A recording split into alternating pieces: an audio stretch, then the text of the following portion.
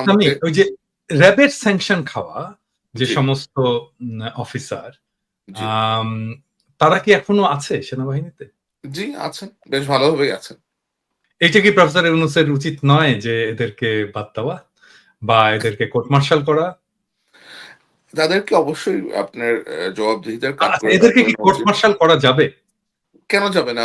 যদি সেনাবাহিনী চায় এদের আপনার আপনার ফার্দার তদন্ত করতে, কারণ শেখ হাসিনা সরকার তো এদেরকে একরকমের রিওয়ার্ড করেছে, কাউকে প্রমোশন দিয়েছে, যেমন বেনজিরকে আপনার পুলিশ চিফ করেছে, তারপর আব্দুল্লাহ আল মামুন যিনি ছিলেন র্যাবের ডিজি, স্যাংশন খাওয়া একটা লোক, তাকে র্যাবের ডিজি বানাইছে, আবার পুলিশের আইজিপি বানাইছে।